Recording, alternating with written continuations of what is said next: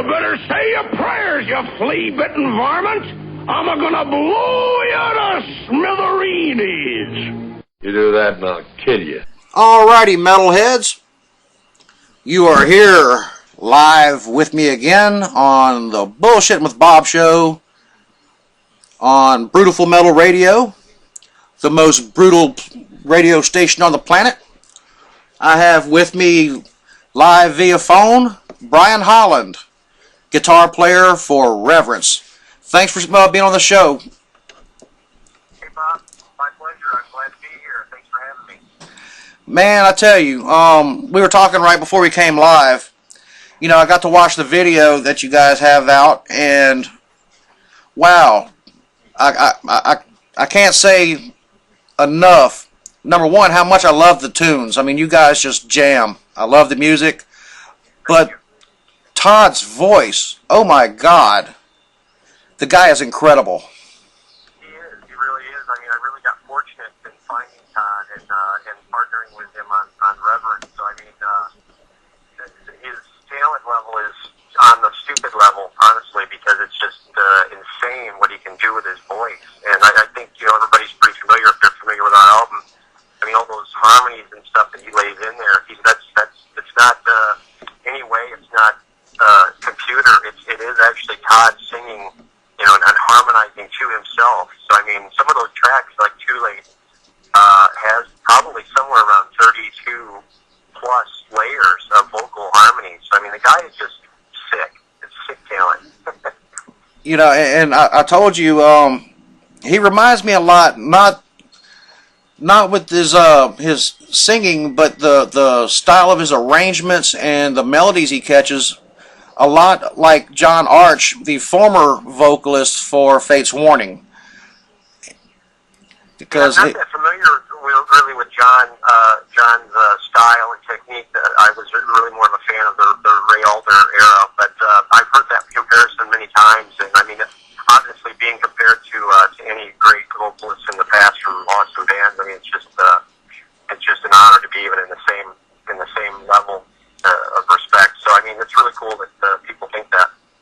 Well, the reason I say that is because on the albums that they had back in the day, Night on Brocken, Spectre Within, Awaken the Guardian, John Arch did a lot of similar vocalizations where he would harmonize with himself, and that's where I draw that comparison. But he also reminds me a lot more of Ray Alder in the way he sings. And like I was telling you, I got to see them for Parallels. I was actually helping run sound that night, and Ray Alder does not do his full potential on the albums. I don't know if they could record him without him breaking the equipment, because he can get so high of a pitch, man. I swear my ears were hurting just from his voice. Yeah. There's, you know, and the thing is, we were talking before too, is that there's just not a lot of singers like that anymore. A lot of the style has kind of changed, and you kind of see some of that kind of coming back now. I mean, there's some of that old metal school style kind of coming back in. So I think we're starting to see some of that, and it's, you know, it's not like we were, you know, trying to jump on the bandwagon. We were just kind of doing our own thing. So I mean, it's kind of cool to see that kind of thing kind of come back, because it's been sorely missed in modern music lately over the past couple of decades. Right. Now, you know, something I've been noticing, and I bring this up with everyone I interview, and I want to get your take on this too. You know, in the late 90s, early 2000s, metal had become so subgenred. I mean, even today, there's a lot of different subgenres involved. But I'm seeing a trend where, like, especially with the younger crowd, they're listening to the old 80s metal, and they're kind of borrowing, say, from the black metal side, and the death metal side, and the prog metal side, and combining it and bringing it back more into just metal. Are you seeing this yourself? Yeah, you know, you're right, and absolutely right as far as how it got kind of really split all up between all these different kinds of genres, and it just gets kind of crazy. Ultimately, it's metal. It is. You know, I mean, I understand how, you know, you got some different vocals here, and so maybe, you know, the harsher vocals maybe tend to be more the death metal or black metal or the end, it's all metal. You know, the only thing that you can put, it doesn't fall into the metal categories as you got like country and rap. Otherwise, you know, it's metal. So, you know, and if it's anything other than that, it's bullshit. I think that's what Dickinson said lately. But it's just, I think those are kind of silly tags. You know, I mean, there's all kinds of different metal, and honestly, every band has their own take on what that is. So, I mean, you're not supposed to sound like everybody else. And I think that's one of the things that kind of started ruining the 80s metal, was that everybody started to copycat so much, it just got sickening because you couldn't even differentiate bands. I mean, you don't want to differentiate genres as much as you want to differentiate bands, you know? Right. You got the Queen, like and Fates Warning, very similar kind of style of music, but very discernible between the two bands. So I think I'd rather be, you know, my own band versus my own genre.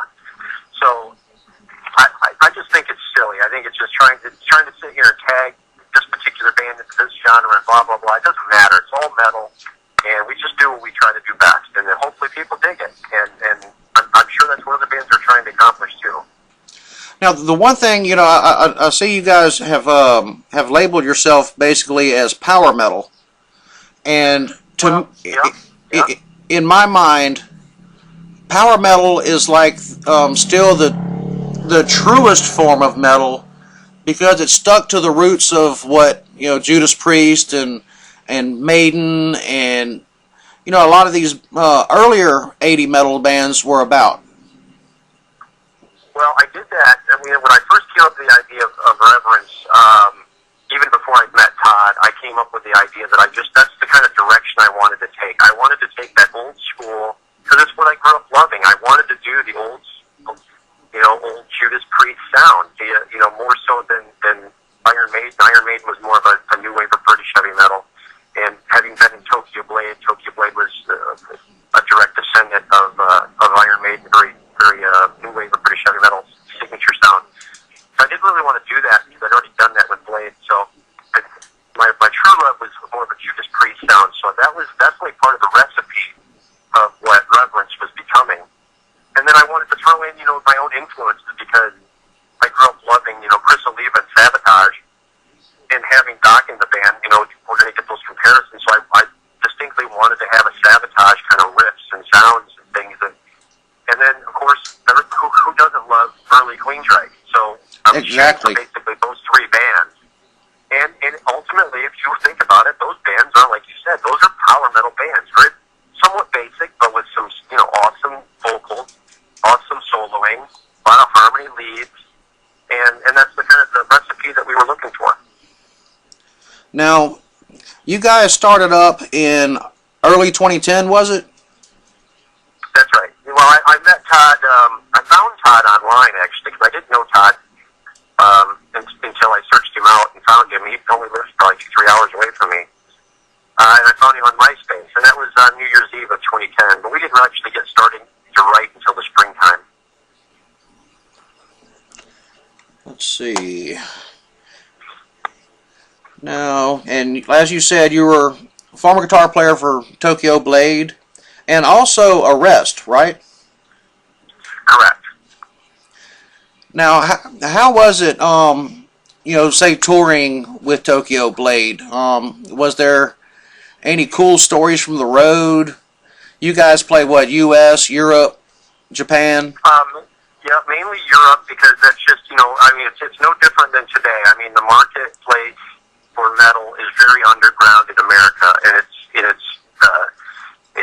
been underground for years and years and years. However, you know, everybody's fairly understanding that there's a much larger garnering and following of metal in Europe. So, I mean, they have the big festivals, and there's, you know, summer festivals all over Europe versus America. You only get maybe, 2, 3, 4 big ones in America all summer. Over there, they've got them all over the place almost every weekend. So, you know, you have to take your product to where the market is, that being Europe. So we did. We toured Western Europe and all through Scandinavia and the UK and Italy and down to Cyprus and kind of all over Greece.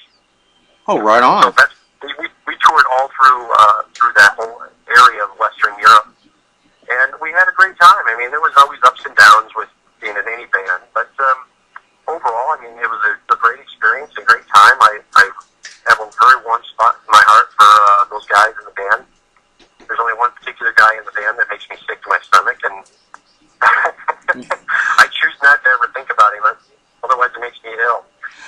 That's understandable. But that's all right. You know, I mean, if it wasn't for my leaving there, we wouldn't have Reverence, and we wouldn't have the album, and we wouldn't be writing a new album coming up. So, you know, everything leads to something else, I guess. But as far as some really funny stories or anything, I mean, I probably have a couple of stories. And we just had some really great times touring over there. Lots of big crowds, festivals we played over there. We played the Keep It True Festival, big festival called the Endes. Bell Rock in Spain, and playing with Saxon and UFO. And, oh, wow. Girls School and Flotsam and Jetsam. I mean, we played a bunch of shows over there. So we had a great time. We had some great crowds. I mean, playing in Spain in front of 10,000 plus people are nothing to sneeze at. So, you know, so it was a great experience, and I'm looking forward to taking Reverence over and doing a similar thing. So I guess probably one of the coolest stories is with our bass player. We had the bassist of the band now in Reverence is Ned Maloney, but he's actually the second bassist that's been in the band. My friend Frank Krugel who was also in Tokyo Blade, actually recorded the album, and he had to kind of back out because of some family commitments. So we got Ned in the band from now on. But Frank, when we were in Tokyo Blade together, playing that show I was speaking about in Spain, there was actually a side-by-side stage. So, you know, when one band was playing on one side of the stage, they'd be setting up for the next band on this side stage to the other side. And there were so many people there, you know, you can't get everybody in front of one particular side of the stage. So, you know, there's actually half the crowd that can't really see one half of the stage. So Frank took it upon himself. He just kind of disappears halfway through the set, and he's actually overplaying in front of the fans on the other side of the stage where they're setting up, because he has a wireless system for the gig. Oh, wow. And I mean, we had no idea where the guy just disappears, and he runs over there and he's, you know, headbanging and stuff. But I mean, it's just kind of a cool story. I mean, it's kind of crazy if you think about it, because all of a sudden we're turning around, where the hell's Frank? Where's the thing? We can't hear him. Yeah, like, well, where the hell did the guy go? Yeah, where's our bass player going? He's actually over headbanging on the other side of the stage where they're trying to set up the next band. I mean, there's just all kinds of crazy stuff like that. I mean, all kinds of hijinks and stuff behind the scenes with other groups, and we had a great time touring over there with another small band from Italy. They joined us on several of the dates. Parchon Fest, what a great bunch of guys from Italy. Now, well, what do you think? What do you think the difference between, say, U.S. crowds and European crowds?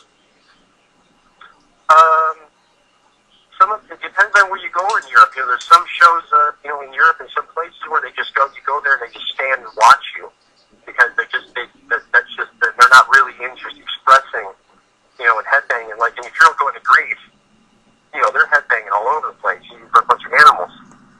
But you go over to Italy, which is, you know, very close by, and they're standing there looking at you. But you'll go to another gig in Italy and they're headbanging too. So I mean, it all kind of depends on where you go, but I think it just has something to do with customs or something over there. And in America, I don't know, they're just kind of, I don't know, there's not much of a crowd in America anymore. Well, we're hoping to bring that back. Yeah. We've got a festival coming up next year at the Rock Harvest over in Maryland, in Baltimore, and you know, we're looking forward. I think we're playing pretty important, and you know, I'm feeling to be there, and so we'll look forward to that. Hopefully, they have a good sized crowd there too. Now, you see, you've got Steve Wacholtz, who's the founding member of Sabotage and Crimson Glory, that play in drums for you. That's correct. That dude is a beast. He is a beast, and it intimidates me a little bit every now and then. I was just looking at it, it was a little scary, but I've known Doc for probably pushing 20 years now. It's probably about that age. I've known Doc for 17 years, so I'm looking for a very long time. He's just a sweetheart, but he's a super figure. And Doc, he's a really down-to-earth, really low-key kind of guy. Doesn't like a lot of the spotlight, but he's a monster drummer. And I'm really lucky because, Pete and I, other guitarists in the band, are real big Sabotage fans, real big Crystal Diva fans. So, I mean, having Doc in the band is really special to us because we're such big fans of his former band. So, I mean, to be able to share the stages with him and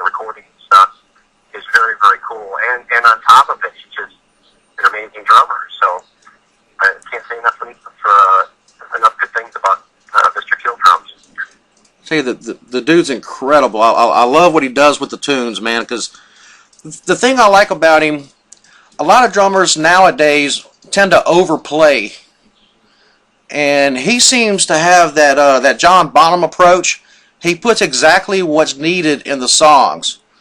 But when it's time to throw down, he's definitely got the chops to throw down with the best of them. And that's what I like about him. He knows what to place where. He knows when to hold back, and he knows when to go balls out. Yeah, I think a lot of that comes just from experience. I mean, he's been on a lot of recordings. I think he did the first 8 or 9 albums of Sabotage, and then with Crimson he did an album with them, and then, and all the touring. I think you just, you get to an experience level where you understand you're not playing for yourself. You're playing for the songs. And it's tougher, I think, when you're younger. You're trying to find your place and trying to show off and so on. So you tend to want to, spotlight yourself as a musician, the individual, versus the band. And I think that comes from experience. And so, all of us being somewhat experienced tend to play more for the band and the song than just ourselves. So, and I think you're right. I think, if you listen to songs like Phantom Road, it's just brutal. It's just a double bass barrage, and then you listen to songs that I'm sure you saw the video Too Late. I mean, he slams, and that's why they call him Dr. Kill Drums, because he hits these things really hard, and he's very much so like Bonham. I was really impressed with his playing, and like I said, just the way he knows what to put where, I find very impressive. There's not many drummers really today, that does that, and that's a great thing that you have within Reverence.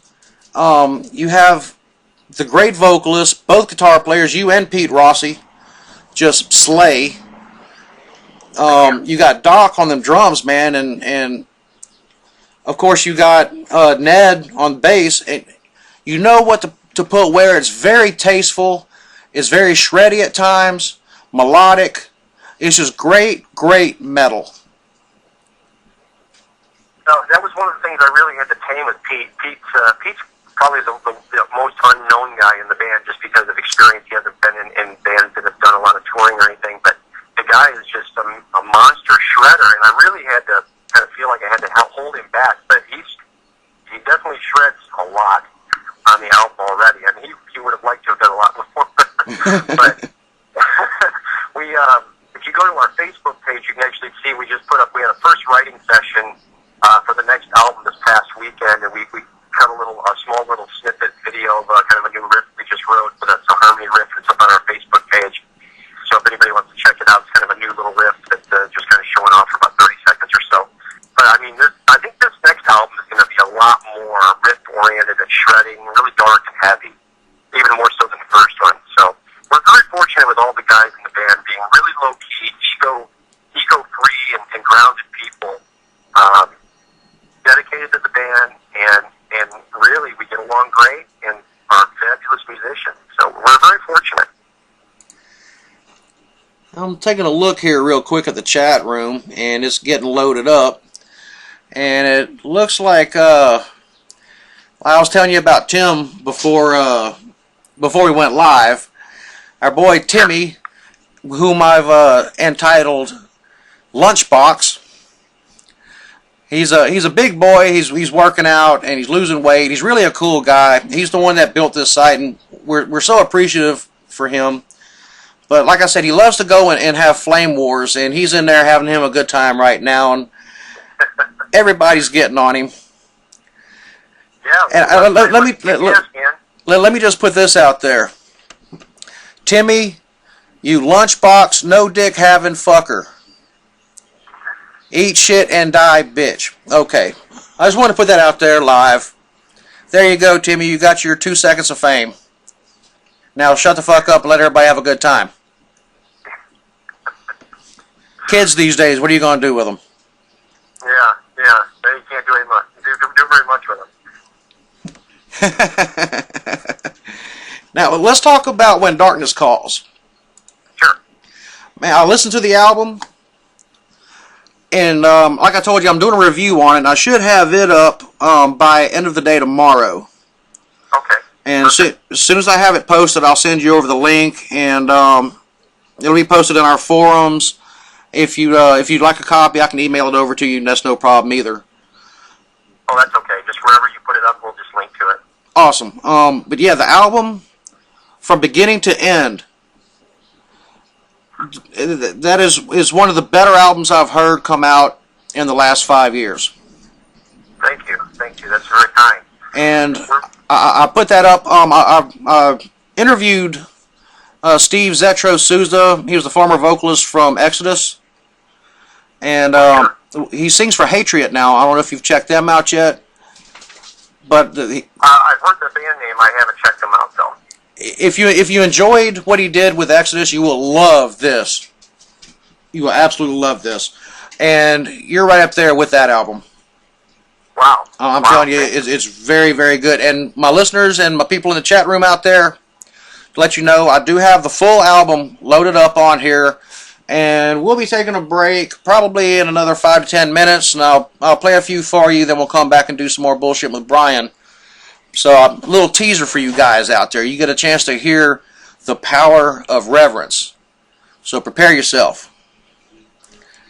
Very cool.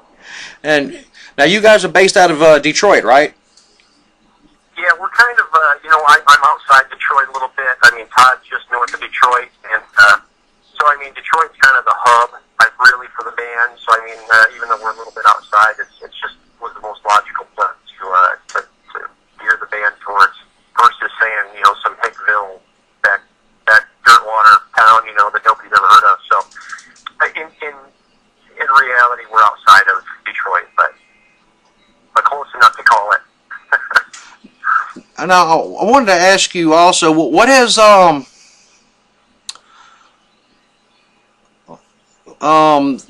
the reaction to When Darkness Calls? Pretty positive? We've been blown away with the response. I mean, we've had just stellar reviews. We never really could have assumed that we would get this kind of a reaction. You just never know when you do music. You could think that, pat yourself on the back all day long, thinking how great of an album you put out, and then if nobody likes it, then it's only you that thinks it's great. So I mean, we didn't try to have some big preconceived ideas. In fact, when you're so close to the music, it's really hard to judge how good or bad something is, because you've heard the riffs and the songs hundreds and hundreds of times. So it gets really hard to be objective to really how good or bad something is anymore. So all you can do is, and all we did was just try to put out our very best and try to make it what we thought was good to us, and just hope that everybody else, agreed with us. And so far, the majority of folks that we are aware of have written reviews and stuff for us have been very complimentary. But we could have never guessed that that's the way it would turn out. You just never know until you put it out there, I suppose, to the masses. They're the ones that judge. So we've been very fortunate. Trends always change in metal. Like we talked about earlier, you're seeing more of these, clean vocals coming back, more of the straight ahead type metal, and I'm digging that. Now, people always ask me, they can tell I'm a metalhead, long hair, patched, whatever, and they'll ask me, well, what kind of metal do you like? I like it all. I am a metal head. I will listen to all kinds of metal.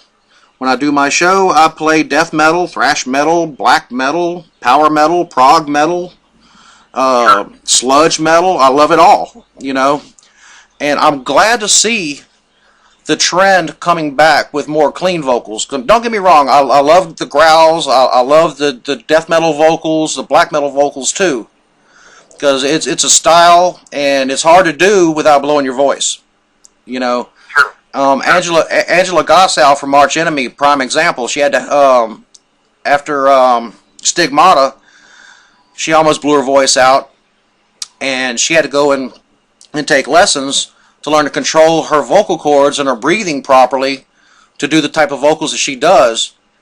Sure. And the thing I like about her style of vocals is the clarity. I mean, she's a very powerful vocalist, very growly, but you can make out what she's saying.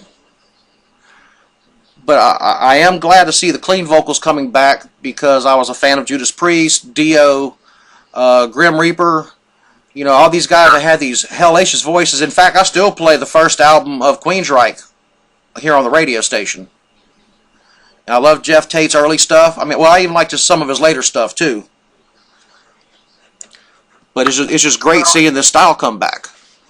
Yeah, I think it's, like I said earlier, it's definitely making a resurgence, but it's still underground, so I think it still has a ways to go, but we're definitely seeing some bands come out that are, you know, headed in that kind of a classic era, a direction that we had back in the early 80s, because back then it was, if you remember, it was underground too. Mm-hmm. You know, it was, I mean, you had the disco thing, and then you had the punk thing going, and then you had the rise of metal, and it took us several years for it to actually come up from the underground, and then when it broke loose, it just went crazy.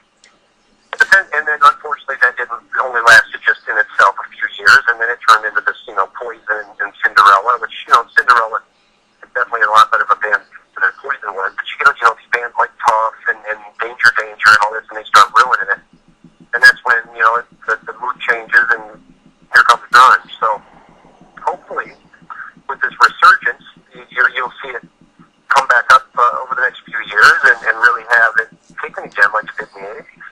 But there's some really great bands out there. You know, you've probably heard of a band called Holy Grail. Yes. They're probably one of the newer bands, the band that I like the most is probably that band, because, you know, they're not just trying to fake it. You know, there's bands out there that just try to, you know, no offense to White Wizard, those guys just, you know, they got a lot of turmoil going on in their band, and you can't really miss it because they're changing, you know, band members every week.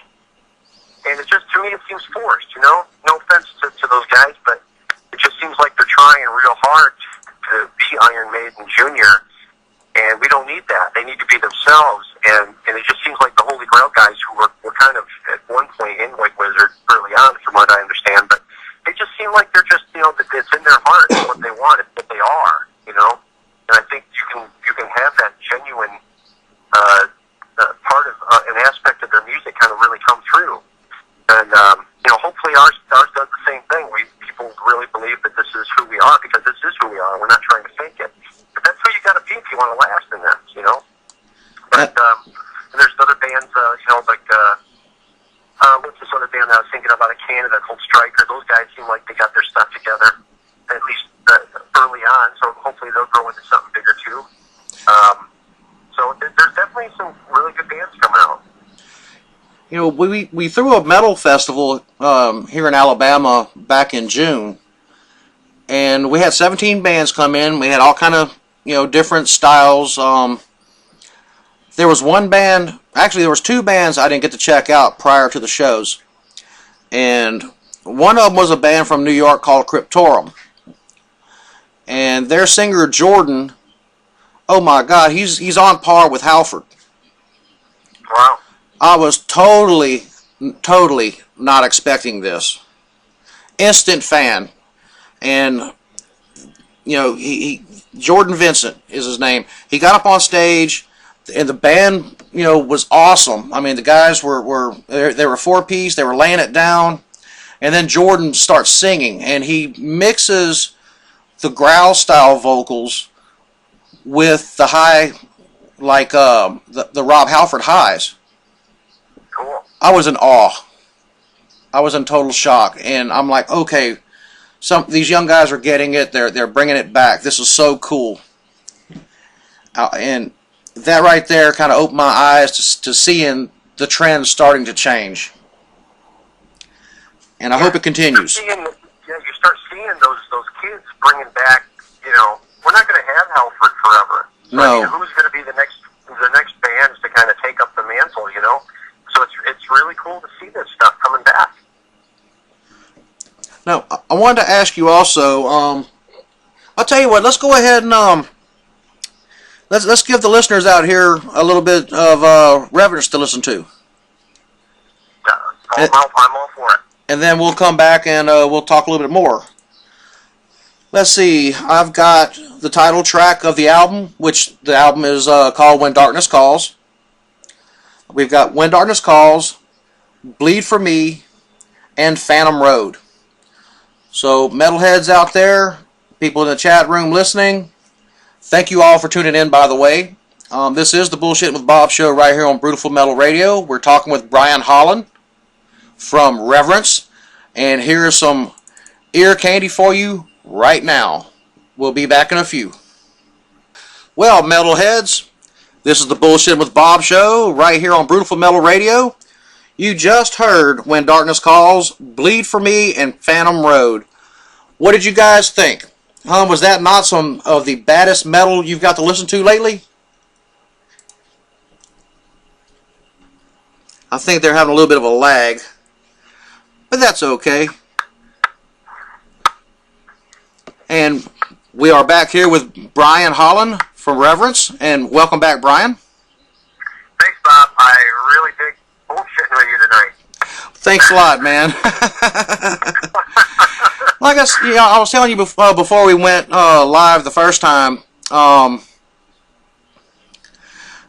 don't want to do an interview session because it's so bland, it's so lame. I ask a question, it's so what's the word I'm looking for? It's like an automaton. You know, it's robotic. The way we bullshit, you know, I want to be more like a metal host, and we sit here, two metalheads bullshitting, and everybody else is lucky enough to listen in. And again, I want to thank you for taking the time out of your schedule, man, and being here and sharing, you know, your experiences and sharing Reverence with us. Absolutely. No, I think the format's really cool. I mean, it's, you know, you get into the kind of interview process where you get asked the same old stuff all the time, over and over and over. And how'd you meet up so and so, and how'd you make the band, and how'd you do this and that and the other. And so, I mean, having the kind of a more of a relaxed format here is really cool. And I'm really appreciative that you were able to have us on the show and kind of spotlight the band for all the listeners out there. So, thank you very much. Appreciate it. Oh man, you know, you're very welcome. This is what we do. And Deanna, aka Vixen, wants me to tell you hi. She's in the chat room. Hello, beautiful Vixen. Thank you. Now, what was the recording sessions like when you were doing When Darkness Calls? Actually, we kept the rehearsal kind of down to a minimum just because we wanted a lot of spontaneity in the studio. So, I mean, we did some rehearsals, obviously did a lot of writing. The kind of the coolest thing is that we didn't really think about it. It was just part of the way that the band functioned. Is that unfortunately to a point we're several hours apart from each other. So, I mean, I live probably 3 hours from Todd. And then at the time, you know, Frank was in the band and the bass player. He's from Detroit, so he's probably a couple hours from Todd. And then with Doc, the drummer, he was down in North Carolina, so he's, you know, 9 hours away. Pete's from Pittsburgh, so he's another 7 hours away. Oh, wow. So really the easiest thing for everybody for writing purposes, you know, we use the internet and sending files back and forth. That's how we wrote the album. We never actually sat in the same room. So Todd and I being the focal point of the main writers for this particular album. Pete and Ed will be bigger parts of the second album, but you know, we never sat in the same room writing. We just we wrote everything back and forth, and then we talked on the phone. And I mean, not that we didn't meet, we did, but we never met and wrote together. We go meet, hang out, go have a beer, and have dinner and stuff. But it was kind of an odd way to work, probably by a lot of folks' definition. But it worked really good for us. So I mean, once we got all the songs kind of laid out, then we got the band all together and went out and did rehearsals and so on, and then went into the studio and laid down all the drums and the bass, and then we have our own home studios. We did lay down some guitars there that I wasn't very happy with, so we ended up retracting the guitars probably 2 or 3 different times after the initial studio, because we have our own home studios and Todd has theirs, so he did all his vocals at his home studio. And then we did keep some of the guitar solos for Pete from the original sessions at the studio in Detroit, Metro 37. And we did the drums and the bass. And so some of the guitar tracks were saved there, but then we did the majority of the rhythm section, the guitar rhythms over again, and then my solos all in my home studio. So it's kind of a mismatch of kind of all over the place, but it came out really well. It kept the energy level really high. And I think that helped that we didn't have a ton of rehearsal. I think you can over-rehearse, and it really kills. You know, once you get into the studio, you lose that spontaneity of the feel of what you're trying to grasp. And then once we got everything together, then I sent it out to a buddy of mine, Dick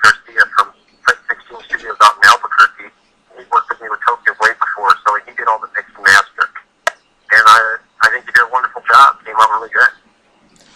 One thing that I do like nowadays is the way technology is. You don't have to be all in the same studio doing, tracking at the same time.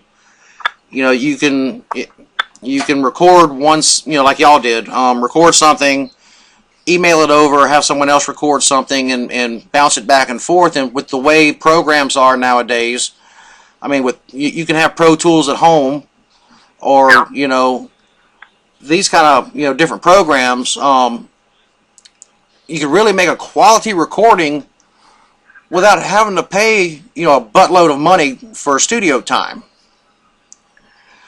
Well, that's the other thing is that once you get into the studio, you know the clock is, and you know that it's costing you. And then when they hit the red button, you're like, you're under pressure. But if you got the home studio, I mean, there's a little bit of an investment there, but it pays off because you can use it over and over and over endlessly. And you don't have that pressure. You don't have that time that's constantly counting, and ticking down on you. So I think it's a lot more of a stress-free environment for being creative. Because if you just don't, what if you're not in the mood? What if your brain isn't there? You got a headache. You're not feeling good. But the clock is ticking in the studio, so you're not being creative. You're not feeling it. You're still paying, And then if you're not feeling it at home, you can kind of, I'm going to take a couple hours off and go get some dinner and then come back and feel better about it and then be creative. It doesn't cost you anything else. And like you said, it's a much more comfortable environment because, you're in your home. Right. And, I mean, that's the most comfortable spot you can be at. Really. And a lot of times, when you practice at home, you do your own jamming, you already got those creative juices flowing in a comfortable environment, so you're more likely to come up with a better riff or better ideas in that comfortable environment. And, whenever you do a recording, it always evolves when you get to the recording stage. Oh, sure. And, absolutely. And that comfortable environment will add to that. Like you said, the clock's not ticking, money's not going through the door. So it's all a plus. Yeah, you can't lose by investing in your own home studio. I mean, it's paid off immensely for us. And, I still wanted to, obviously, we could have had fake drums. We could have had finger drums on there. But, I mean, what's the point of having Dr. Kill drums and then having fake drums on the album? So, I mean, we had to go into a real, authentic, real studio, and to capture those things because we wanted acoustic drums. And so, I mean, that was a no-brainer. But, I mean, so we had to do it to a point. But I think beyond that, once we got the drums down, it just made more sense to be able to do it like we did. And I think the outcome was just as good, if not better, than if we had kept, well, for sure, because the tracks that we had, I didn't even like. I basically scrapped 90% of them and redid them in my own home studio. So that right there, I think, proves to me that I think my point was made. Well, I'll tell you, the recording sounds awesome. It really does. I mean, production-wise, the mix is very good. Everything breaks through real good. Now, who did the mastering on it?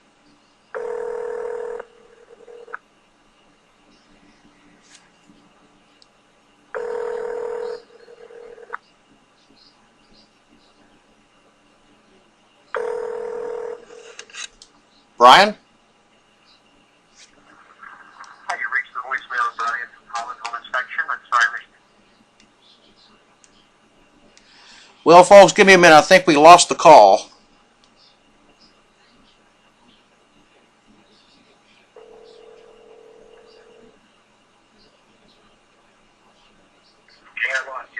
I thought so. Okay, we got him back, folks. He didn't run away from us. That's okay. Now, I was asking, who did the mastering on it? Because the production is great, the mix is awesome, everything cuts through very clearly. Yeah, an old friend of mine who worked with me with Tokyo Blade on the album that I did with them. We did a live DVD and a live album with Tokyo Blade. He worked on Sid Garcia is from a buddy of mine, and he's out in Albuquerque, New Mexico, and his studio is called Site 16. So it's not a big studio, but this guy knows exactly what he's doing, and he captured the kind of sound we were wanting. We kind of wanted that vintage, kind of old school kind of a sound, but still have a little, quality of the modern times too. So I think think he really did a spectacular job, exactly what we wanted. Well, one thing that when I talk to different artists on here, I always bring up, Pro Tools and the like, you could actually overproduce an album. And for example, if you listen to Kiss Sonic Boom, I'm a big fan of Kiss, but I hate that album because it is so overproduced. They lost that raw edge. Now, with you guys, the way the recording came out, it's raw enough, yet produced enough. It's got that perfect mix to it. So, well, I think you can make it too perfect. If you make it too perfect, then you lose the heart. You lose, you look at Def Leppard's Hysteria. It's soulless to me. Exactly. It's perfect. It's too perfect. I don't want perfect. I want imperfections because that's the human factor.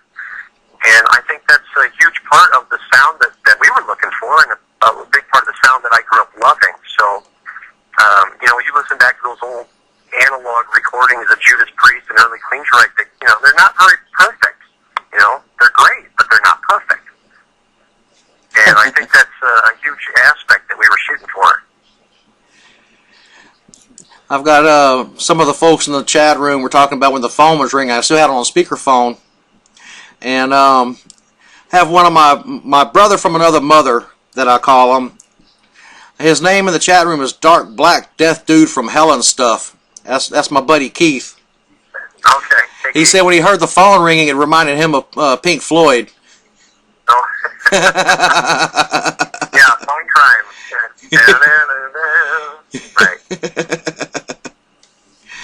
And again, I want to thank all you guys in the chat room for coming in here and spending some time with us, and especially the listeners that are out there that aren't tuned in or aren't in the chat room.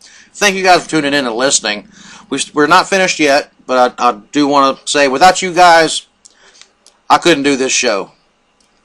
You guys just rule, guys and gals. I'm not leaving the gals out. We got to have the boobies in there. But honestly, thank you guys from the bottom of my heart. I really appreciate each and every one of you. Now, Bryan, I noticed in the video that you play Jackson guitars. Yes, sir. And I am a fan of Jackson myself. I have a pair of them. I have a Jackson X-Warrior, which I love. It has a really fast neck. And I also have a Jackson Christian Old Wolbers signature model 7-string. Oh, yeah, sure. And I hated 7-strings for the longest time because I've had a lot of friends that's had the Ibanez, and they always want me to play them. Here, try it, man. You'll love it. You'll love it. And I can't stand those guitars. It's like, for me, it's like playing a 2x4 with strings on it. I mean, the neck is so thick. But the Jackson, that Christian Old Wolber 7, it's still a little bit of a taller neck, but it's still thin. It's still a fast neck. You can shred it. I love that guitar, and it sounds great. It's got the EMG 707 active in it. Sure. Now, what type of Jacksons do you play? Well, mine they're slightly customized a little bit just because I've had some modifications and work done to them. But the black one that it might be in the video, the two-lane video, that's a Jackson soloist. It's a dinky, basically, of the body. It's got the active EMGs in it, which I love. And then there's another video that we had called Bleed For Me. Actually, that one I play at ESP. And that's just got the stock ESP pickups in it. That one I didn't do any modifications to, but the EMG or the ESP pickups are just really great right off the showroom floor. So, I was really, really happy with that guitar.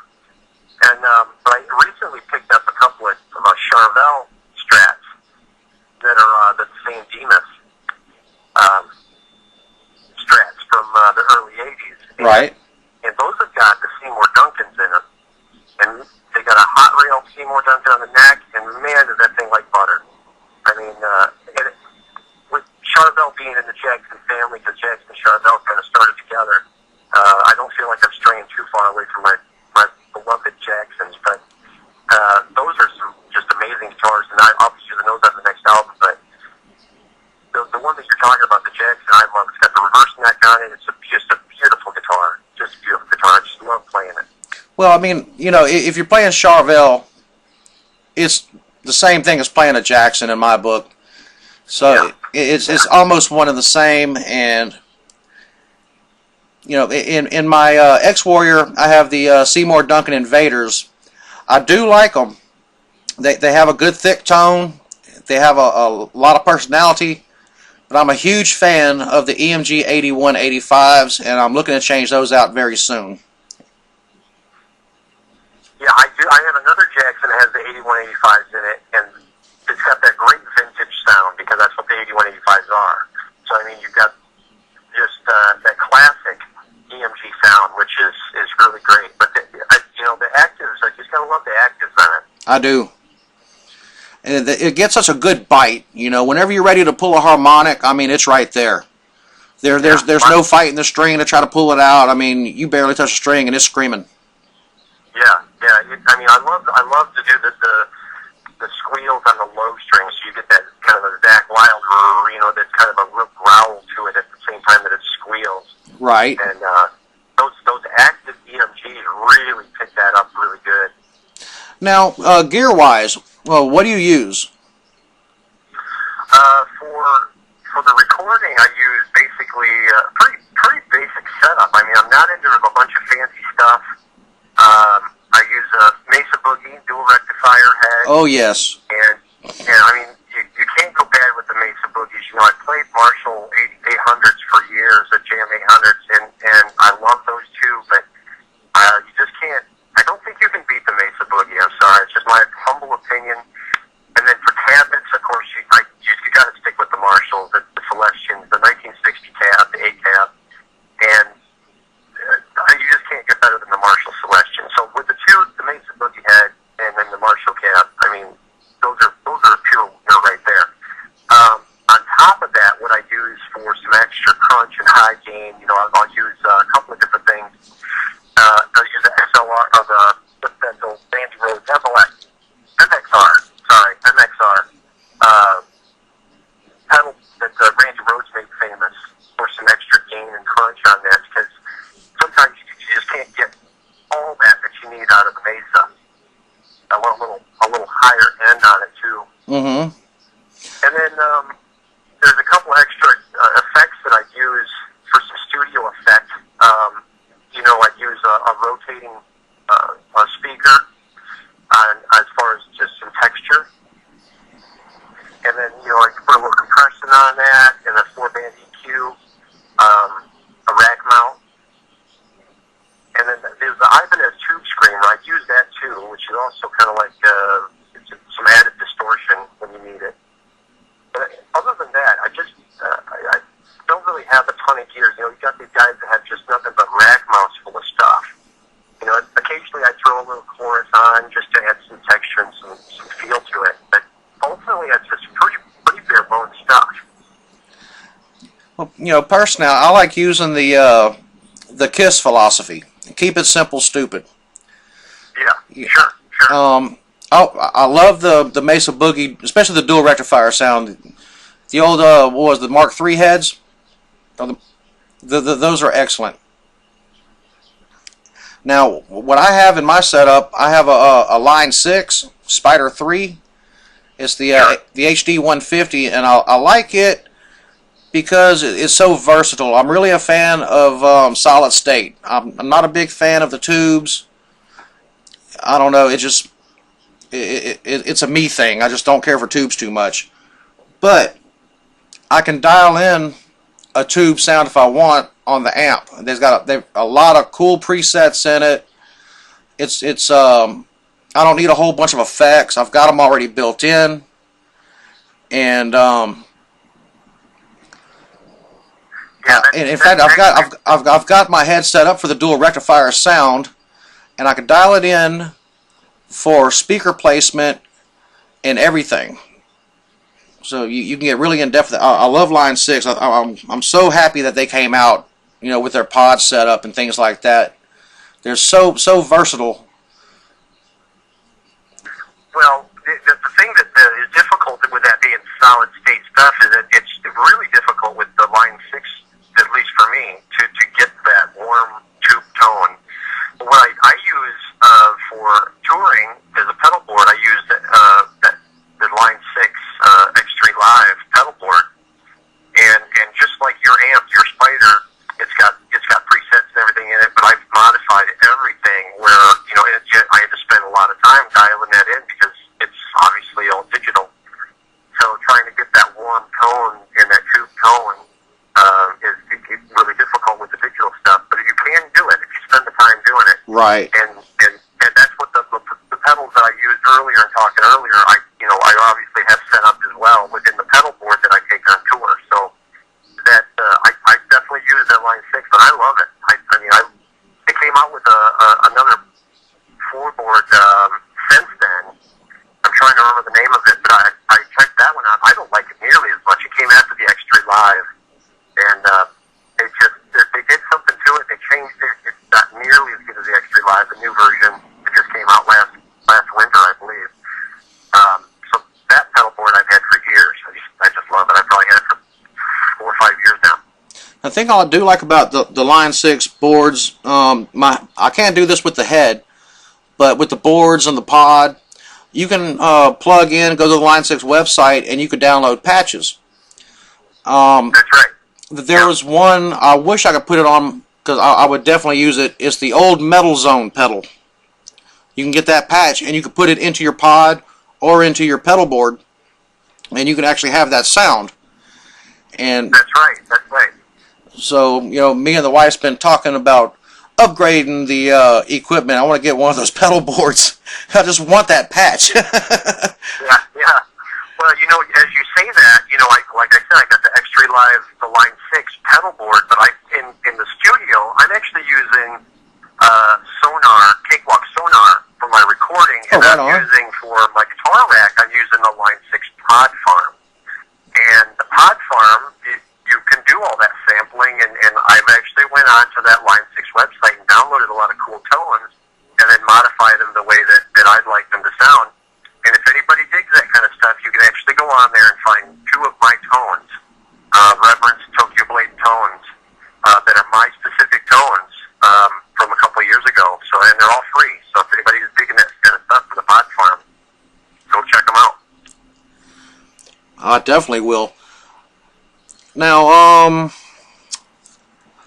let's get to some off-the-wall questions. As a child, what was your favorite cartoon character? Oh, boy. Probably Scooby-Doo. Right on. I've had a few of my guests say that. Mine was always Bugs Bunny because he was just such an asshole.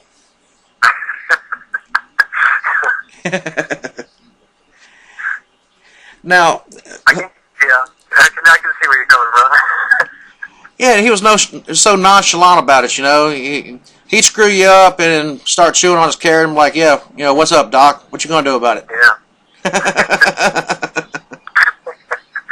that's pretty cool. Who's the prankster in the band? Well, back when Frank was in the band, he's always the prankster. Right now, I'm not sure. We're all pretty serious. So at the beginning, it was Frank. Frank is he's a crazy madman. I mean, on the road, in the studio, he was always pulling some kind of pranks and doing some kind of goofy faces and stuff like that, keeping everybody. He's a real happy, jovial, easygoing kind of guy. So I mean, if he were to spot you kind of looking like you're frowning or you're kind of down or getting too serious, he would double his efforts to make you, come out of it. So I miss Frank a lot, man. I mean, he'll always be one of my best friends, but I miss him in touring and doing stuff with Reverence. But it would be Frank. Now, have you guys played any shows yet? We haven't with Reverence. We had a tour set up for, actually, we probably left tomorrow for tour, but we had some holes in our booking going through. We had a bunch of shows all lined up, and so we decided that, you know what, we didn't want to head over there and have any issues that would maybe create any kind of troubles for the band, both with fans and so on. There was a few holes in some of the contracts and contractual side of it. So we decided we're just going to put that off till next year. And so we've already got dates lined up for a run in Europe. And then we've got some U.S. shows we're working. We've already got the Rock Harvest Festival next fall, which I know it's a year away, but it'll be here before you know it. And that's the show I mentioned earlier where we'll be playing with Lizzie Borden. I think Ron Keel's going to be there. Oh, right on. I think Mitch Malloy's going to be there. I think there's a few other bigger acts that are going to be there too. I think Raven might be in there. But, wow. we're looking forward to that. I saw some flyers with Raven, playing some shows, and I'm so glad to see those guys. I don't know, I haven't kept up with them, so I don't know if they've, continually toured or not, but it's so good seeing them guys come back, because I think that was a band that should have been a lot bigger than what they got. Yeah, the funny thing is, if you think back in the early 80s, I mean, like Metallica, all these bands that were coming up, Saxon, Motorhead, they all opened for, believe it or not, they did. I mean, it's kind of crazy to believe, but they all opened for Raven. Raven was a headliner back then, and then they kind of got left in the dust. I'm not sure what happened, but, they're a bunch of good guys, and it's kind of crazy because Ned, our bass player now, who took over for Frank, is really good friends with their drummer. Oh, right on. So I mean, they're all kind of in the family. So we're really hoping that, I'm not sure if they're confirmed for the show or not, but there's rumored. And so I mean, if they're gonna play that show, it'd be really kind of cool to be kind of hanging out with friends, Dude, that would be very cool. Yeah. I used to love their videos, man. They were so. They're crazy. Yeah, they were so off the wall nutbags, I mean, and that's what you loved about them. I mean, the outfits they wore, the music, the way they ran around on stage, they never stopped. I mean, they were 100 miles an hour the whole time, full of energy. Yeah, I mean, Joe is their drummer is just a madman, and you got the Gallagher brothers up there that are just, and like you said, they're on 11 all the time. So I mean, and even though everybody's gotten older, I don't think that's changed at all. I think those guys are still just as nuts as they ever were. Dude, could you imagine them, growing up as children like that in their house, what their mom and dad must have went through? Yeah. Yeah, I wouldn't have wanted to be their parents, that's for sure. You're right about that. If they were anything like they are on stage as children, oh my God. Yeah. Maybe the parents actually encouraged them so they'd have some way to vent it. You come home and they'd be really tired. They'd be on stage letting it all out, Yeah, right. I don't know if you could tire those guys out. Well, they got to have some kind of end, but yeah, I wouldn't want to go toe-to-toe with them. Now, you said you guys are working on a second album? Yeah, we just, instead of this tour going through like we'd hoped, and, we kind of had a little setback with that, but that getting rescheduled the next year, we decided to, not just sit back and just wait it out. We decided, let's just jump headlong into a new album. So we're going to use this time usefully and put a lot into it, and that way we can have more product out for next year, and kick another album out to everybody. And that way, when we go to play these shows all next year, we'll have more material, and then obviously another product for everybody to latch onto. But we just started the writing sessions last weekend. Pete came up from Pittsburgh, spent the weekend with me, and like I said, there's a clip on there on Facebook, on our Facebook page, facebook.com/Reverence Metal, and you can go check out a clip and kind of check out a little 30-second clip of a riff that we wrote, harmony riff. We kind of dug it, so we thought everybody else would too. But we came up with a shitload of heavy, deep, dark riffs that we have to sort through them and start putting songs together. Now, Deanna in the chat room, Vixen, she is our link queen. and she has been putting up the links to you guys, Cool. to the Facebook page, the YouTube, everything. She's been popping them all up in there and spreading that out, so everybody's able to catch on to it and add it to their favorites, and they can check it out later after the interview and everything, after our bullshitting session. And she's real good about that. I mean, we couldn't do anything without Vix, man. She is a fireball on that computer. We need all the support we can get. I mean, from not just her, but yourself, but from everybody. And we couldn't do it without these folks. So I mean, we're greatly appreciative of everybody's input and helping promoting and supporting us. So thank you very much. Oh, dude, you're very welcome, man. I mean, this is what we live for. I mean, we do all this. It's non-profit. We don't make a dime off of it. We do it. This is our passion. This is our love. This is what we do. It's all about the metal. We live, sleep, breathe metal. Non-stop, 24/7. This is what it's all about. Well, we're all in this together. That's how I look at it. We're all in it together, and we couldn't do it without the fans. And without us, the fans wouldn't have metal music. So we're all in it together, and that's how we fight ahead and push our causes forward, keeping the metal alive. Right? You're exactly right. So now, something I wanted to bring up too. Today's scene versus back in the day in the 80s. Back in the 80s, it was very competitive. Band versus band.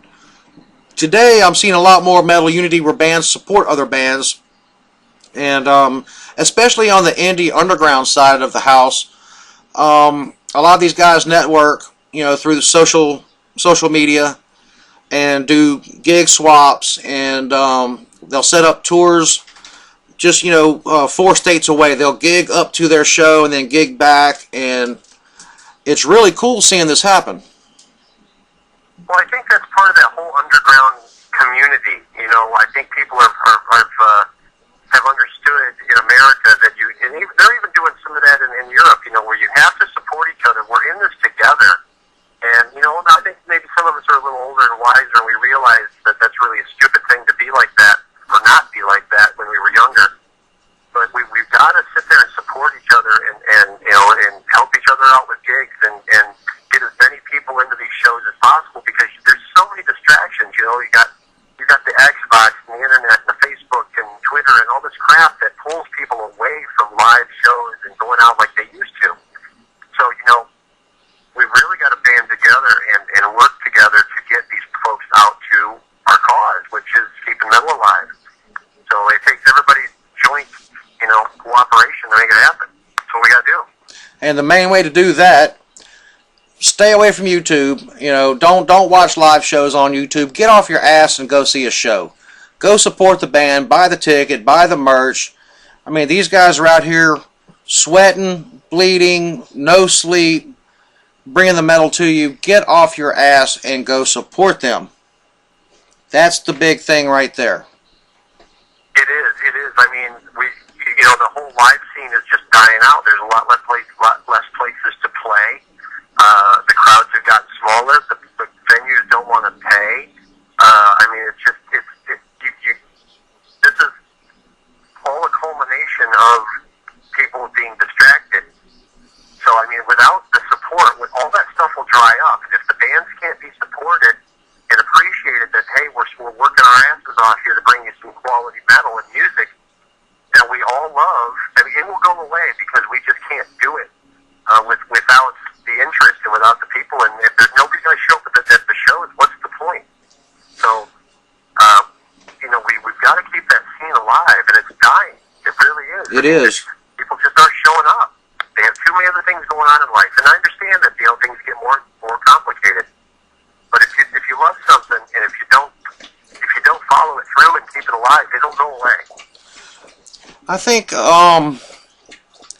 one of the things also is that people take for granted that, or misled almost, that this is a job. When you're a musician, it's a job.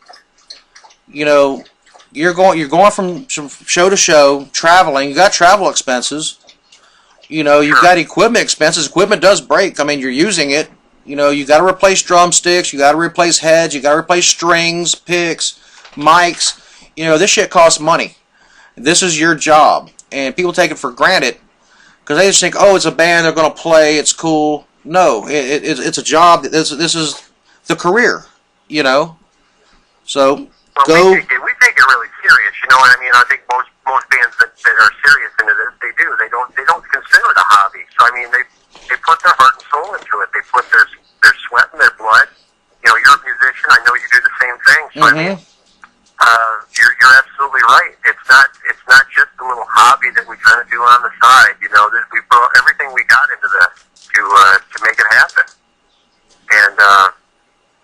And people just need to appreciate that. It's no different than anything else in life, you know.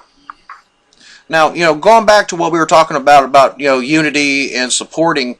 You have a friend in here that we just met. Rock's Metal Hour. Yes, sir. And Absolutely. yeah, he was a really cool guy. We were talking a little while ago, and I told him, you know, hit us up on Facebook because we do love to cross promote.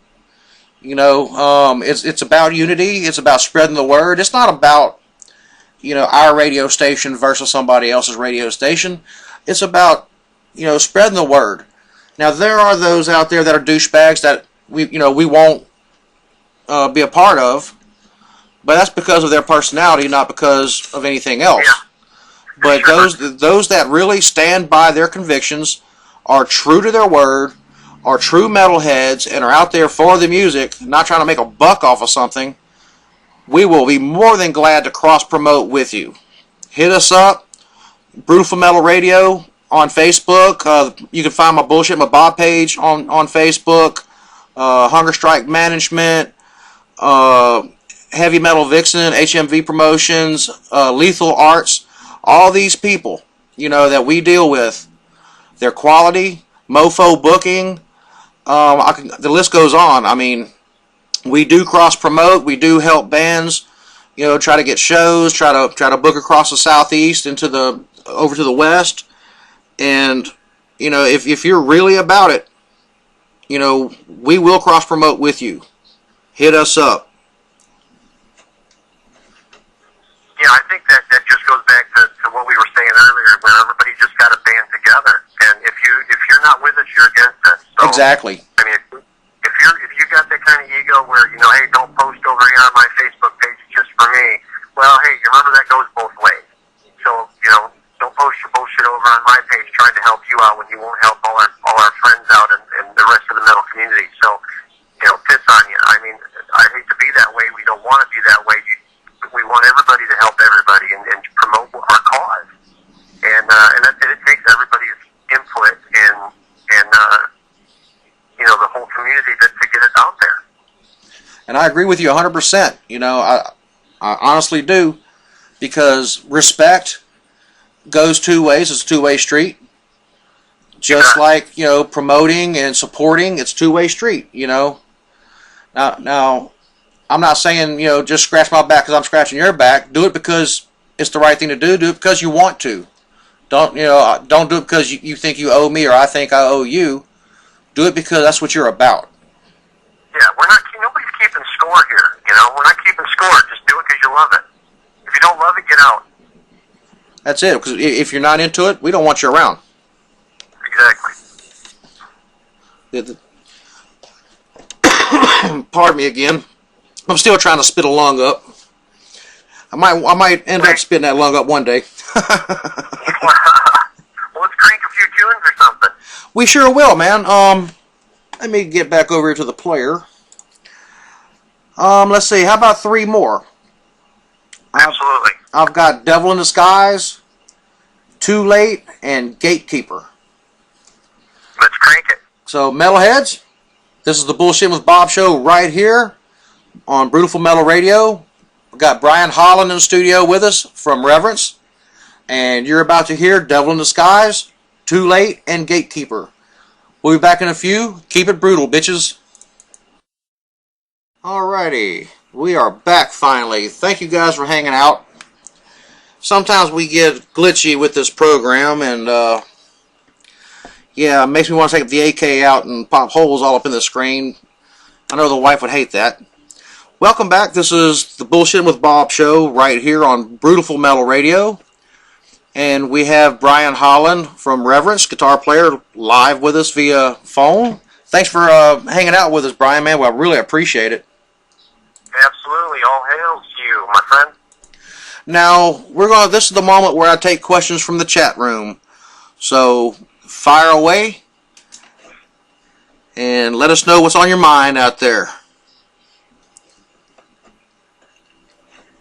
Like I said, Bryan, there's a little bit of a lag, so it may take them just a moment. That's okay. You know what? I think we got a little downtime here just for waiting for these folks to kind of ask some questions. I want to give a big shout out to my good friend out there, Rock Metal Hour, Tim Sheever. He's been a big supporter of us, and I'm glad you guys kind of got hooked up together. But he's got a great show. The Rock Metal Hour show has been very, very good and very cool to in supporting us. I mean, he's got a blogtv.com/peoples/Rocks Metal Hour. Everybody's got to check that out. He's got some great videos and stuff on there, including yours truly. So, show Tim some love and make sure you head over and check out his show as well. Oh, I will. In fact, I told him that. He told me his show's on Sunday, and I'm going to go give him a listen. That is a definite. Now, I have Vixen in the chat room has asked if you could play on any stage in the world, where would that stage be? Wow. Where would it be? I've never been to Japan. I think I would really love to go over and play, over in Tokyo or someplace over there. It's always been kind of a dream to go play over there. And ever since I was a kid, I always kind of loved that kind of culture. So I think if that's a place that I can ever meet, pull out of our hat to go do a tour or something, that would be kind of a dream come true right there. I hear that the Japanese crowds are pretty wild as well. So I would love to go there myself. Really dedicated. Yeah. I think they're wild and they're really dedicated. They're kind of like the Europeans where when they love something, they let it go. They're not American kind of crowds where they're really fickle. We're really fickle here in the States. So those folks over there, they love it. They love it to death.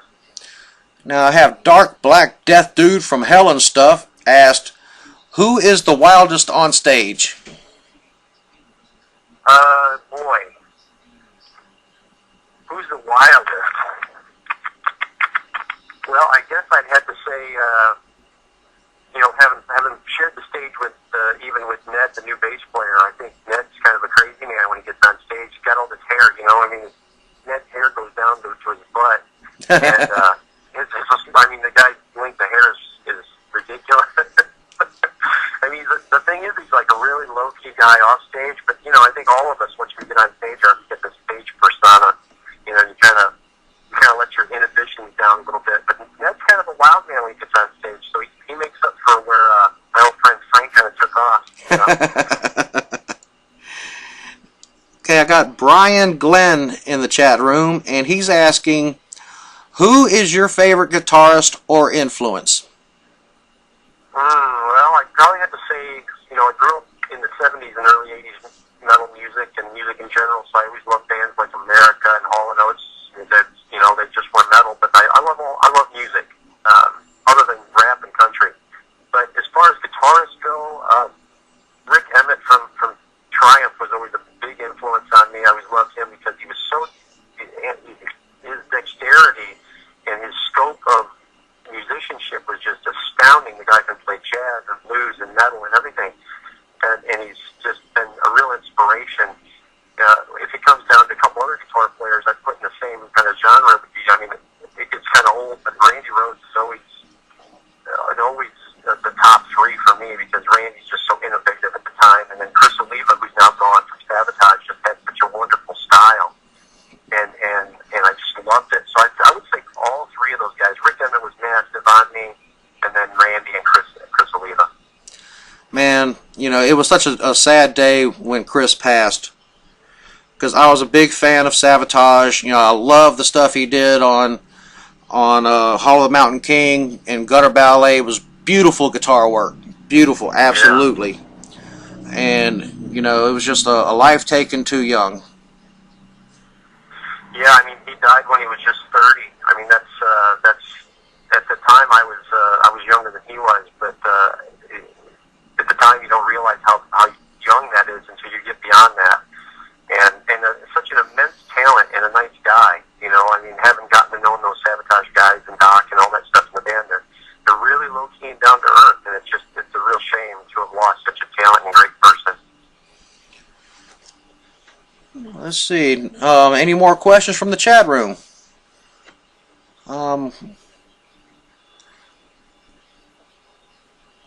Oh, Tim Davis came back. Excuse me, Tim fucking Davis. Welcome back there, Lunchbox. It looks like he gives us the crying smiley face, huh? Yeah. Tim is a really cool guy. You just got to take him with a grain of salt. He like I said, he's the one that designed and built this website for us, man. And you know, we're really in his debt. He really did a great job on the forums for us, really. Very, very cool site, brother. Good job. Okay, Dark Black Death Dude from Hell and Stuff is asking, what is your favorite piece of gear? Well, it used to be my Jackson Dinky reverse that was the DMGs we were talking about earlier. That's probably my favorite piece of equipment. It's my favorite guitar. I'm a guitar player. The guitars are their best equipment. But I am totally in love with these Charvels that I just bought. Man alive, I just love these old Sam Demas Charvels. They're just unbelievable. Not that I don't love my Jackson band, but I bought a twin black and white Strats, and they're sick. I just love them. Well, let's see. Old Timmy says the cock ring is his favorite piece of gear, especially when it's piercing the rectal region there. Yeah, great. You get on with your bad self there, Timmy. We really didn't know that, man. I guess it's ribbed for his pleasure. I don't know. Ouch. Yeah, right? That's what Brian Glenn said. Well, you know, in Timmy's defense, I guess, you know, he would need that cock ring on there because it's kind of like throwing a hot dog down a hallway, so to speak. Ouch. That didn't work, man. There you go, Timmy. There's a few in your ass right there. Love you, brother. Glad you're in the chat room hanging with us tonight, man, and creating chaos like you normally do. It's always a pleasure having you around. I wish I could be in there, and I will be in a little while, giving it to you shortly. Oh. Depends on how you're going to be giving it. Yeah, Vixen says, sorry, we're a bit crazy here.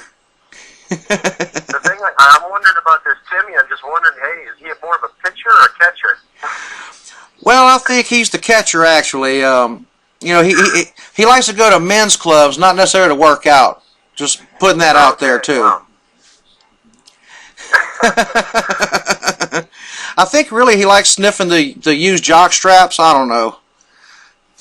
It's not a scratch and sniff, Timmy. Stop that.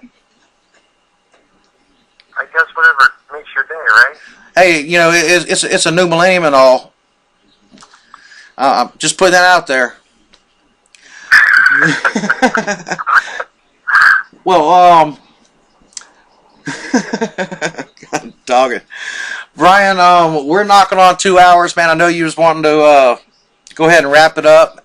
Again, thank you so much for taking time out of your schedule and coming and, you know, filling us in on what Reverence, you know, does and letting us know about When Darkness Calls, letting us know about you and your past and your experiences. We really appreciate you having the time to come here and talk with us. And you're now considered part of the Brutiful family. You've came here, we popped your cherry, and we can't wait to have you back on here. Yeah, perfect, man. Well, you know, you're very gracious, a wonderful host. They got a great show. I love the format. Really laid back and easy going, and you know, it sure beats the snot out of a really formatted, stringent, constant, same questions all the time. So, I mean, it's really cool to hang out and obviously see all the folks in the chat room that are digging it too. So, Beautiful Vixen, thanks you too. And nothing but gracious in having me on. So, hopefully we can do it again. Maybe have Todd come back on, this Reverence singer, come on and yak with and hang out with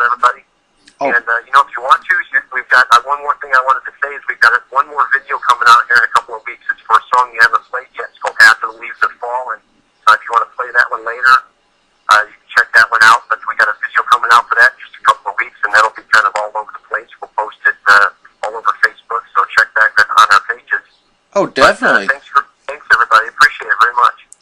Well, metalheads, I want you to stick around. I got the rest of When Darkness Calls. I'm gonna play the rest of it in its entirety, which is going to be Gatekeeper, The Price You Pay, Monster, Revolution Rising, After the Leaves Have Fallen, and Vengeance is Mine. So stick around, people. This is the Bullshit with Bob show, right here on the most brutal radio station on the planet, where bands and fans meet. Brutiful Metal Radio, bitches. Keep it real, keep it metal. We'll be right back in a few.